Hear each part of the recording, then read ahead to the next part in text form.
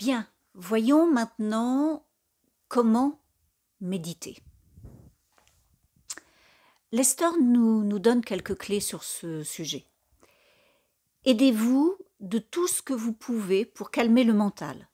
Si la méditation est difficile pour vous, vous pouvez ouvrir la voie par des chants qui ont la capacité de centrer le mental sur la signification du chant. Ainsi, les pensées s'évanouissent et cela calme le mental. On peut aussi faire des exercices physiques. Certains asanas font la même chose. Tout est bon, quoi que ce soit. La première chose à faire, c'est de calmer le mental. Lorsque l'on est aimant et bon, cela calme le mental. Le mental est la seule chose qui nous empêche de voir notre infinité. Le mental n'est rien d'autre que des pensées de limitation empilées les unes sur les autres. Et en méditation, on essaie de calmer le mental afin de voir cet être infini que nous sommes.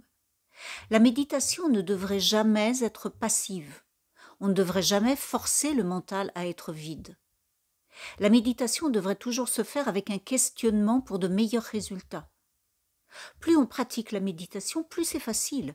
Pour atteindre une compréhension vraiment profonde, il faut une dynamique. Lorsque la méditation devient plus plaisante que les choses du monde, alors on le fait avec plaisir et on a envie de le faire. Et ensuite, on a envie d'y retourner le plus tôt possible. Et lorsque l'on arrive à avoir cette dynamique, le mental se calme de plus en plus, jusqu'à ce que l'être infini devienne évident, nous éblouisse, et alors on rit. Bien, alors, avec tout ce discours sur la méditation, peut-être que nous devrions essayer.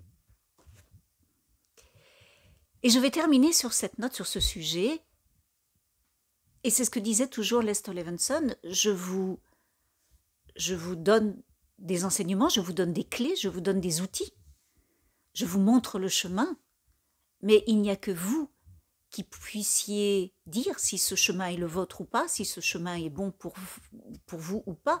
Essayez-le pour vous, faites-le, et ensuite ce deviendra votre vérité.